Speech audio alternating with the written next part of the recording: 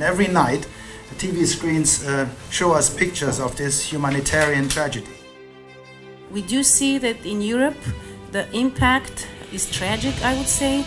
It is feeding populism, it is feeding Euroscepticism, it is feeding nationalist parties. The most significant problem is that we don't know what's going on and what will be the next.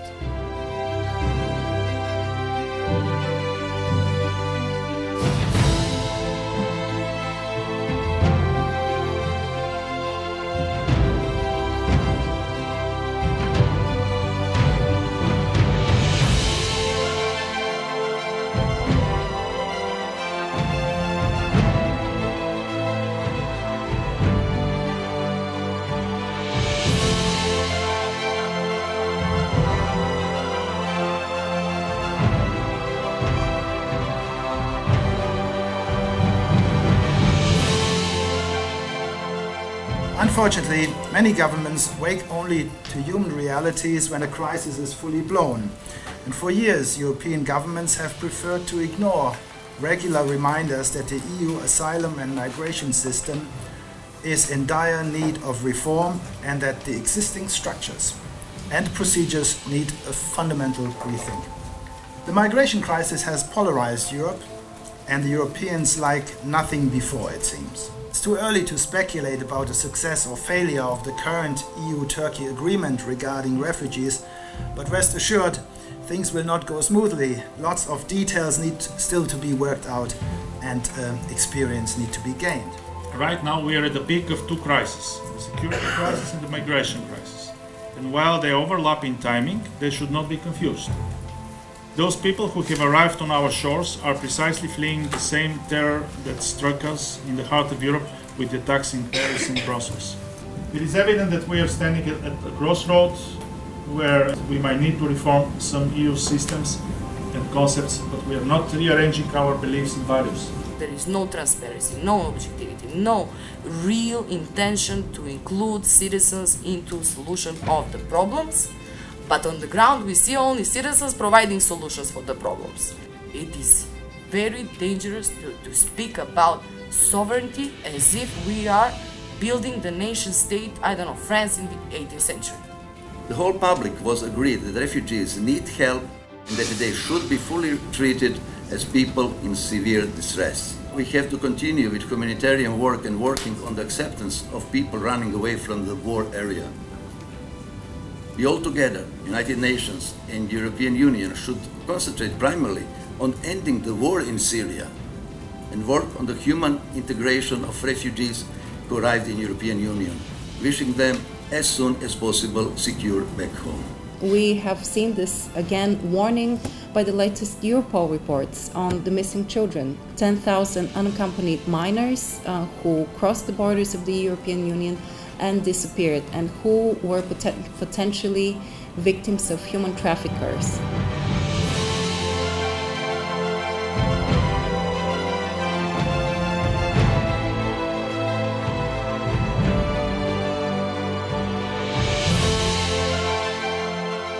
Many of the refugees are afraid to report the crime to the authorities because they are afraid that they are corrupted, they don't know what will happen to them, and because they are not aware about their rights and duties in their host country.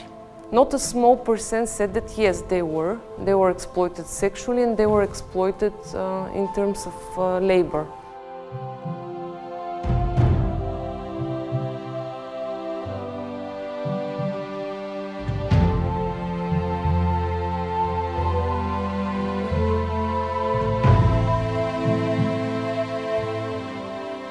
We're trying to have policy solutions and not only talk about the problems we all know about.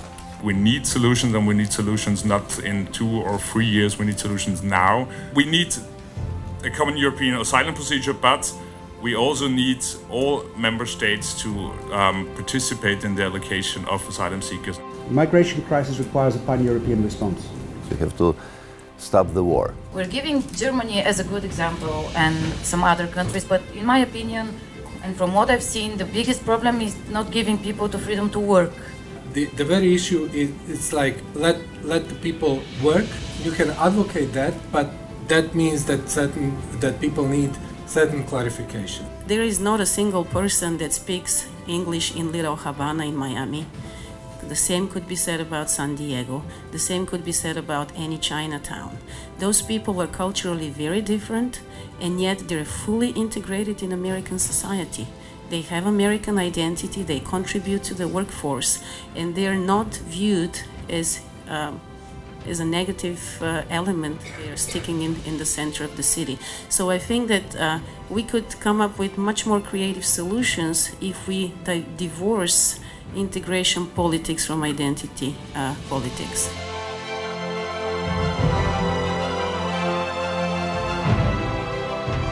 It's easier to accept that your country has spent 10 million euros to build a wall when you all the time listen about illegals, about terrorists, so you kind of decide that the security is more important now than where your money goes or where freedom goes, but actually it's not objective and it's counterproductive. Smuggling or human trafficking is a business model. It's a service people are acquiring. And it's an illegal service people are acquiring. And all the attempts to make this kind of migration illegal will only resort that going to the black sector. The question of managing migration is indeed one of the biggest issues that needs to be addressed. Proper European asylum framework and a proper European migration framework. We need a fast-track procedure when it comes to subsidiary protection. EU should stay together. Any kind of exits weaken the EU and just pour the water to the mill of the forces outside Europe who want either weak Europe or no Europe at all.